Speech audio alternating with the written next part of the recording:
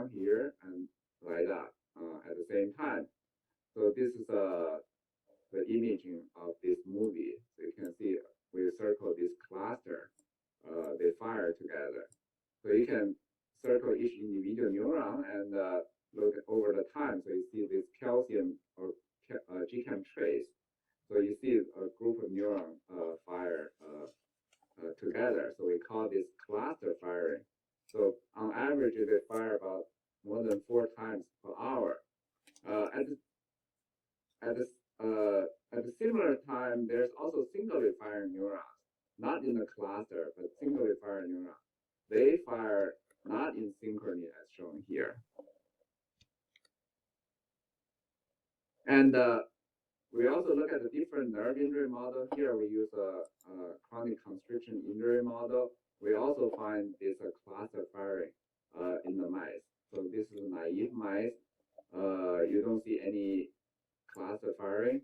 However, in the CCI model, again, you will see a very striking cluster firing phenomena shown here.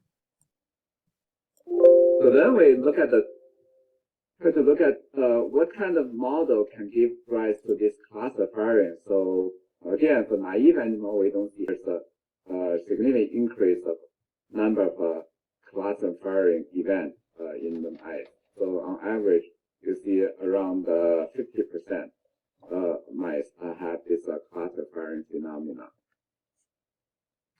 And then we also try to correlate whether this cluster firing phenomenon has any correlation with spontaneous pain.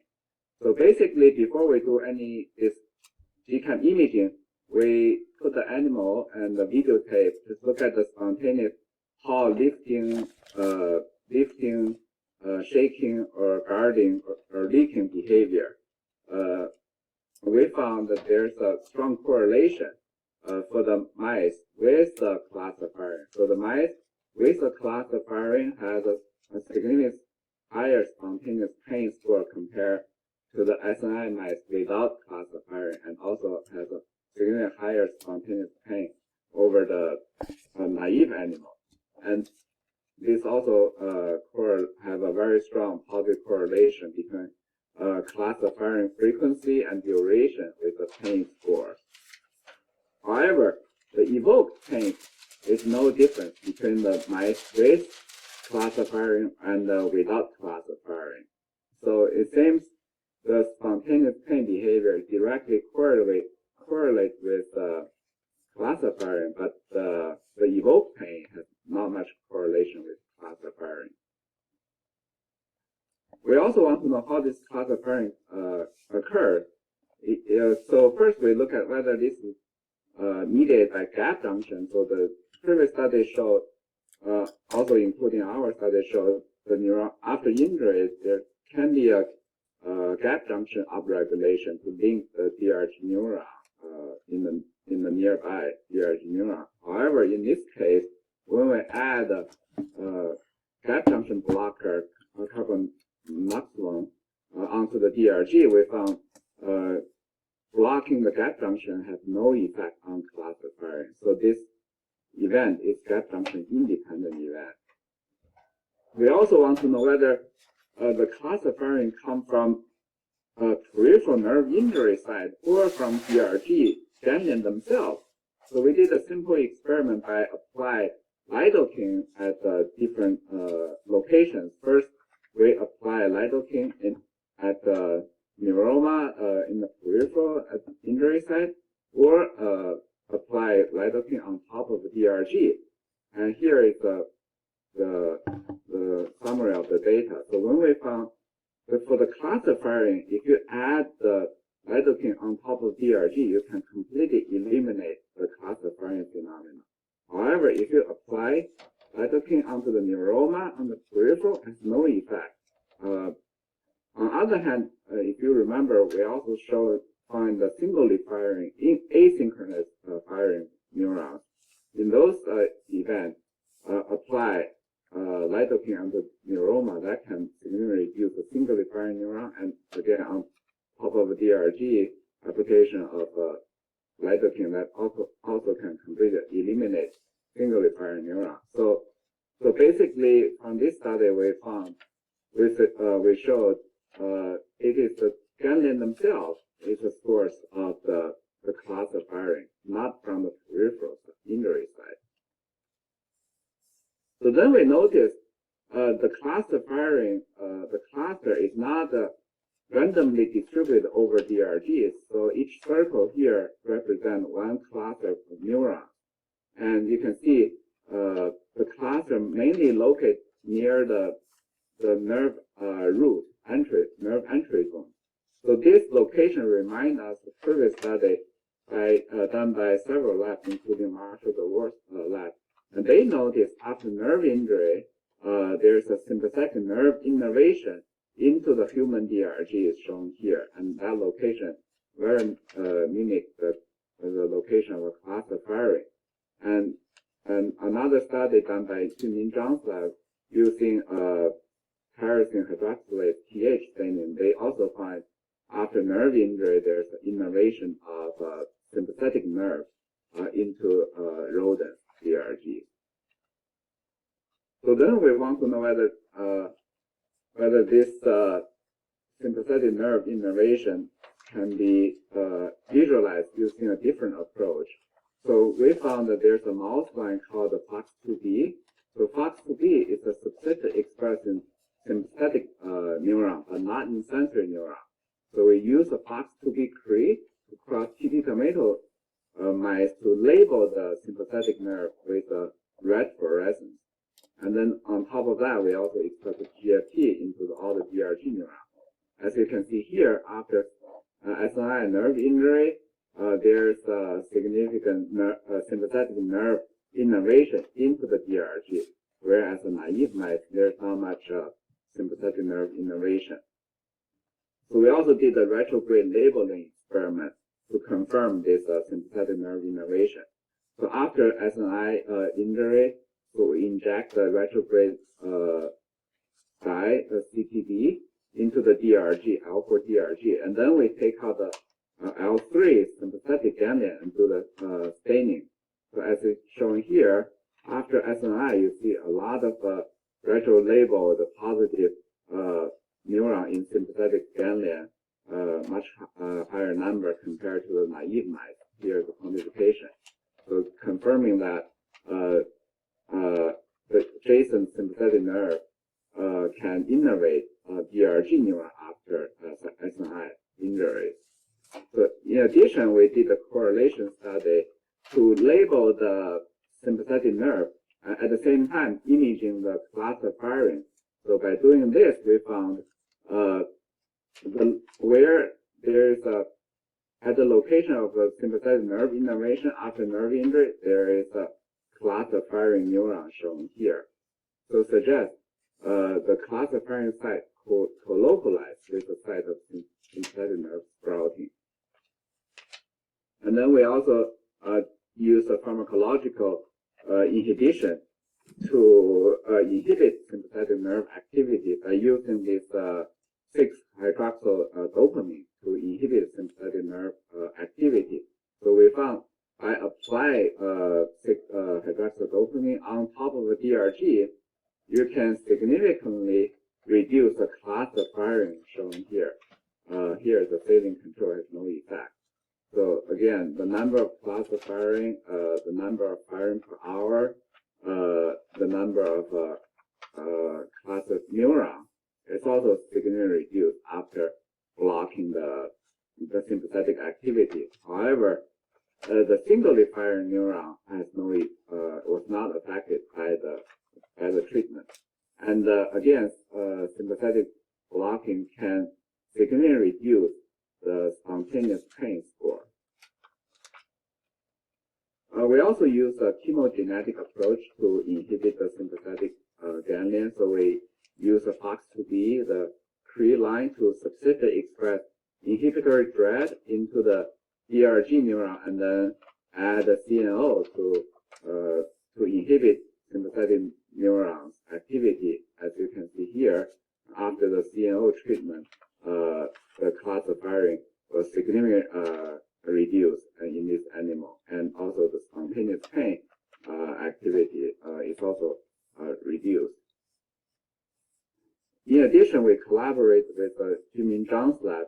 Instead of using genetic approach, they use a surgical approach to perform a local macro sympathectomy to cut the sympathetic nerve, and then do the imaging. So here is their imaging using their setup. So they also confirm the class of firing in the DRG after nerve injury, shown here. And then after that microsympathectomy, the class of firing is significantly reduced. And that also correlates with the reduction of spontaneous pain. We also did a gain of function experiment. Instead of inhibiting the sympathetic nerve, we also expressed the activating thread in the sympathetic neurons. And then the CNO to activate sympathetic neuron can significantly increase the class of firing neuron and enhance the spontaneous pain scoring. So what neuronal mediator released from sympathetic neuron to induce this class of firing? So we collaborated with the Yudong Li's lab from Peking University, and they actually developed a norepinephrine sensor. Basically, this is very similar to GCAM approach. It's a GFP-based sensor. So once this sensor binds to norepinephrine or NE, they will become fluorescent. So we use this NE sensor virus to infect the DRG neurons. So if the sympathetic nerve release NE, the DRG neuron will be activated and the sensor will turn on green fluorescence. So as shown here, after nerve injury, not the naive mice, after nerve injury, you see this like a cluster firing neurons in the DRG, and meaning that the sympathetic nerve release activate this DRG neuron, and you can use the exogenous NE to activate all the DRG neurons receiving this NE sensor. So as a negative control, we also look at the dopamine release. So they also develop a dopamine sensor. And however, we didn't see any dopamine release from the sympathetic nerve in the DRG. The sensor works, since when you add exogenous dopamine on top of DRG with this sensor, you see this activation. So then we also look at the adrenergic receptor expression in DRG after either from naive mice or nerve injury mice. As you can see here, there are many different subtypes of adrenergic receptor, including alpha-1, alpha-2, and beta-1, beta-2, expressed in the DRG. And using pharmacological approach to block this alpha or beta receptor, we can significantly reduce the cluster firing event and also significantly reduce the spontaneous pain activity. So basically, I just want to summarize the study here. So we observe a previous uncharacterized phenomena in mice after injury, where the cluster of adjacent DRG neurons fire in synchrony and sporadically, and the level of cluster firing directly correlates with nerve injury-induced spontaneous pain. And cluster firing is triggered by activity of sympathetic nerve, which sprout into the DRG after nerve injury. NE or norepinephrine released from sympathetic ganglia nerve into the DRG is a key neurotransmitter, and both alpha and beta adrenergic receptor express DRG are the necessary receptor mediating the cluster firing. So here, this is the cartoon to summarize the study. And so after nerve injury, there's a sympathetic nerve innervate DRG neurons and release NE to activate a group of neurons nearby to trigger spontaneous pain. So in the future, we want to know how this sympathetic nerve was really attracted into the DRG after nerve injury. Maybe that's mediated by microglia infiltration or other macrophages infiltration. And we also want to know in the future how do the temporal setting determine the release of the NE from the sympathetic nerves. And so because of time, I don't think I have. Do people still have the interest to see the second part of the talk, or I can stop here? I think if you can summarize in maybe 5-6 minutes, if you can, I know that you have some knockout mice, very interesting knockout mice, and a lot of investigators may be interested. If you can summarize in a few minutes. All right. So the main direction focus on my lab is working on this novel GPCR called the Mrgs, and it encodes a large family of GPCRs. In mice, there are 50 of Mrgs. In human, there's 18 of them. So in the past, we found some of these Mrgs are specifically expressed in dorsal root ganglia and function as an itch receptor. For instance, this MRGA3 is an anti-malaria drug, chloroquine. And the chloroquine can cause severe itch in certain patients. So we found MRGA3 is a chloroquine receptor mediated chloroquine-induced itch. And more recently, we found MRGX4 is a receptor for bile acid. And bile acid usually accumulated in the patient with cholestasis or the kidney disease. So those accumulation of bile acid in those patients can cause a severe itch. So we found this MRGX4 expressed in DRG neuron is a bile acid receptor and mediate cholestatic itch. So more recently, we found mast cell has also MRGs. So maybe I can go quickly. So we found there's a MRG receptor we call the Mrgpr. It's a specifically expressed in mast cells and not in anywhere else in a tissue, only in the mast cells, not in DRG, not in other tissue. And this receptor is a receptor for basic secretagogues. Basically, there's many peptides, endogenous peptide substance can activate mast cell, and also there's many drugs who can induce anaphylactic reactions, can also activate this mast cell receptor. As an anesthesiologist, you probably appreciate this. And there's many drugs during surgery may cause a severe anaphylactic reaction. So we found this Mrgp2 and X2 is in the mast cell mediated response. And so here, just show you one example. So these drugs can induce very strong mast cell degranulation or activation in wild-type mast cells, and that activation is completely gone in the knockout. And using an animal model of anaphylactic reaction, we found wild-type mice develop a very strong reaction to these drugs. In fact, many mice died after a few minutes. And then knockout mice is resistant to this anaphylactic reaction. So we also look at this mast cell contribution in pain.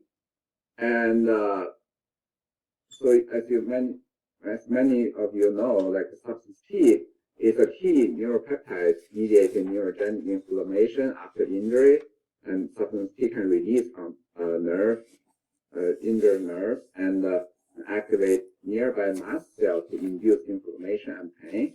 In the past, people suspect the canonical substance P receptor called the neurocanine-1 receptor or NK1 receptor maybe mediate this type of pain.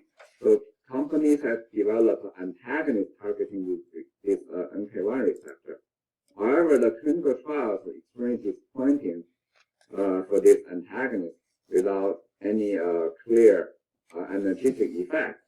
So when we look at this expression we found, NK1R, to our surprise, is not expressed in mast cell. It's not expressed in DRG. It's only expressed in spinal cord. So NK1R is not expressed in right cell type. Okay, and then on the other hand, Mrgpr is highly expressed in mast cells, and so we found substance P can robustly activate wild-type mast cell, and Mrgpr knockout mast cell, the substance P induced activation is completely gone. And also, substance P induced cytokine release is gone in the knockout, and neutrophil recruitment is gone, and more importantly, substance P induced or injury-induced inflammation seen in the wild type is significantly reduced, and injury-induced pain is also significantly reduced in the knockout compared to the wild type, suggesting Mrgpr to contribute to inflammation and the pain. And more recently, there's two papers published in Nature showing solve the structure of MRGX2 in human, and they found consistent result that this receptor is a promiscuous receptor with a shallow binding pocket, so many basic secretagogues and drugs can fit into the binding pocket and to activate this receptor. So here's the summary. So we found Mrgpr2 is a sole receptor for many basic secretagogues and the mediate drug-induced anaphylactic reactions and pain. And the human MRG is a promising therapeutic target. Thank you very much for your attention.